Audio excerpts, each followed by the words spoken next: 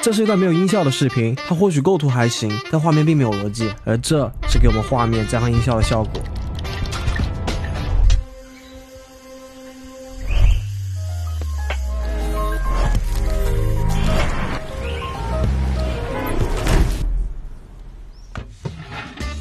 今天我们来聊聊音效给你的视频带来什么。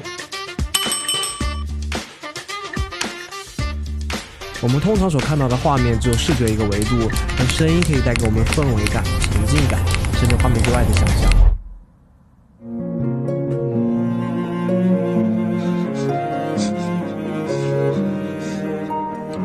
我们通常把剪辑中需要用到的音效分成3种类型。拟音和环境音大多需要自己录制，这样会更加的真实和匹配。录制音效的方式也很简单，拟音我们只需要匹配画面当中的信息，用麦克风去贴近，单独录制对应的声音，而环境音则可以在生活中慢慢的收集。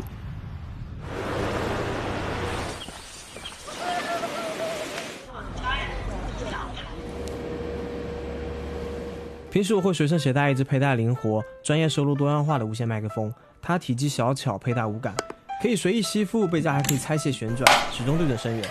在狭小的环境下可以录制想要的声音。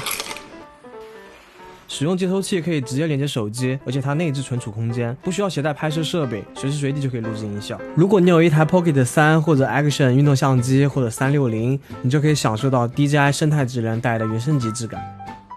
在 Vlog 当中，一段干净清晰的人声是提升视频质感的重要因素，而一段嘈杂模糊不清的人声不会让观众看下去的欲望。DJI Max 3运用双档自动增益调节，开启自动档可以有效防止爆音。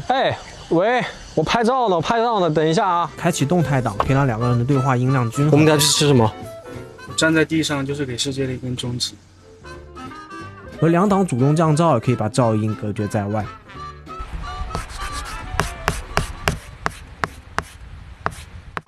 现在是户外没有开启降噪的模式，现在是户外开启了强降噪的模式。而特殊音效我一般会在剪辑软件里的音效库中寻找，但你可千万不要搜索 who、sha、boom， 可以试着改成英文 hits、rises、worshes 等等，会有更多高质量的音效。好了，以上就是本期视频的全部内容，你也可以采集一些生活里有质感的声音，去给你的视频增加一些质感吧。